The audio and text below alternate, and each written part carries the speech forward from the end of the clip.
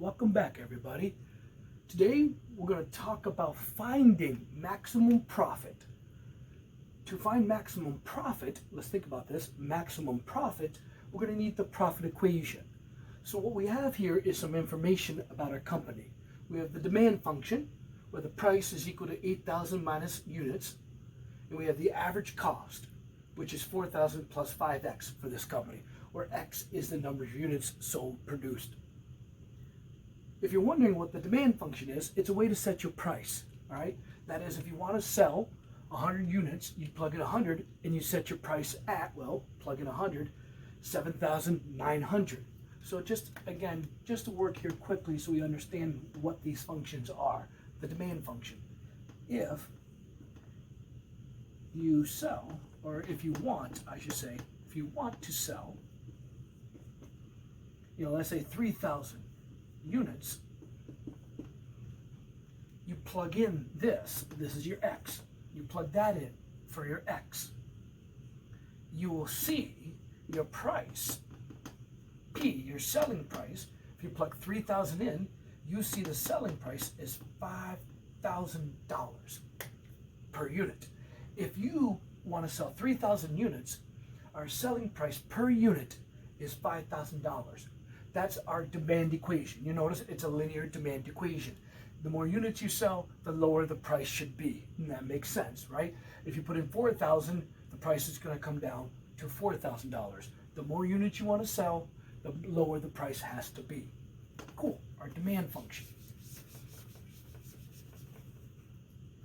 From these functions, I have to derive the profit function. So how does one define the profit function? Let's remember or recall. The profit is revenue minus cost. There's certain things in life you just got to memorize when you're doing a business course. All right, it's not memorizing, it's just understanding. Profit is money coming in versus money going out. Profit is revenue minus cost. So I need to figure out the revenue. What is revenue? Well, the good news, they gave me the price function. This is the price per item. If I know price per item and the number of items I've sold, I know how much revenue I can bring in. Think about it. $10 a t-shirt, I sold 5 t-shirts, I made 50 bucks. 10 times 5. Same thing here. Price per item times X, the number of items, is my revenue. So my profit function is 8,000 minus X times X. Now, I have to be very careful here. Please, you should put those in parentheses, the price function in parentheses. The reason being is if you don't, you miss the opportunity to do the proper distribution to get the proper profit function. The biggest mistake that happens in this type of question is not the calculus, it's the understanding and the underlying algebra with the understanding. That is, profit again is revenue minus cost. And revenue is price times quantity. Okay? So we have the cost function. How can one make cost? There's a couple ways, but they gave us information about average cost. Well, average cost is cost per unit. Cost per unit. If I multiply cost per unit times units, I get cost. So in this case, again, I'm going to multiply by X. And please, you need those parentheses. Number one mistake in this whole darn problem is forgetting all these parentheses. They're all necessary. So what I'm going to do now is clean this up. Distribute the X. 8,000x minus x squared. I'm going to distribute the X and the negative.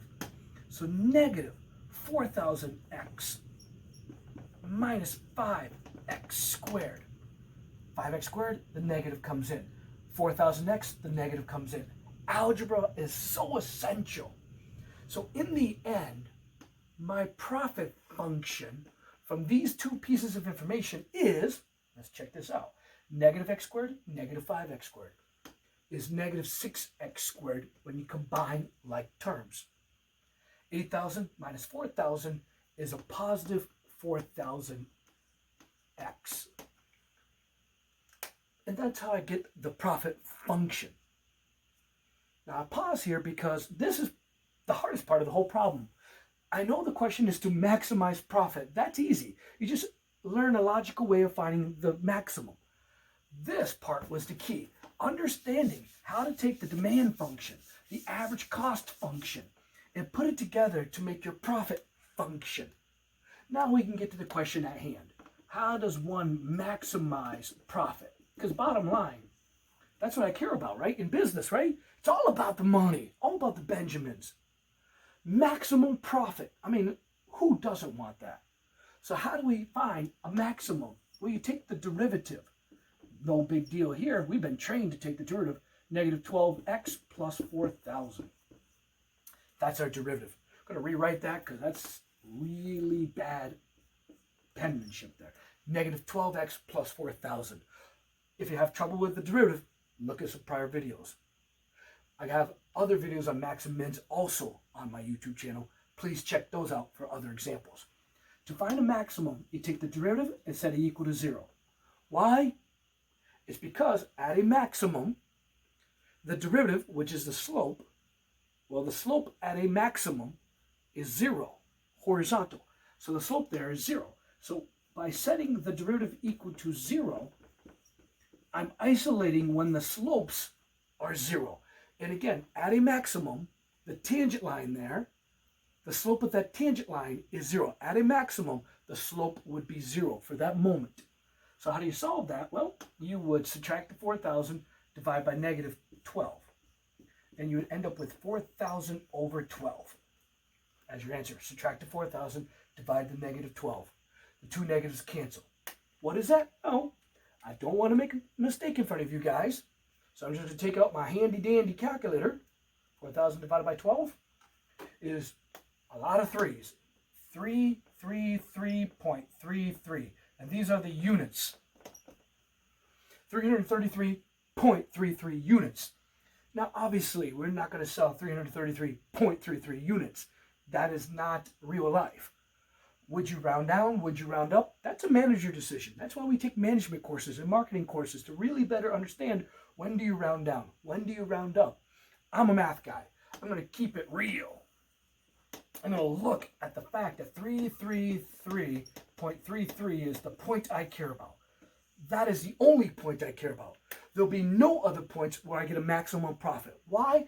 Because the derivative is equal to 0 at only max and mins. And the only point this derivative is equal to 0, because the only way to solve that is one point. That is a linear equation equal to 0. There's only one answer. That one answer is right there. Now, why am I drawing this? Because that one answer does not mean that's the answer, right? I don't know if that's a max min or nothing point, all right? I know nothing about that point yet. How do I decide if it's a max or min? I do the first derivative test. What do I mean by that? What I mean is I pick a number before 333, like 300, and I pick a number after it, like 600, and I plug them into the derivative because I want to know if it's not 0, which that's the only point where it's 0, it has to be negative or positive. So let me pick a representative number, 300. Plug it in.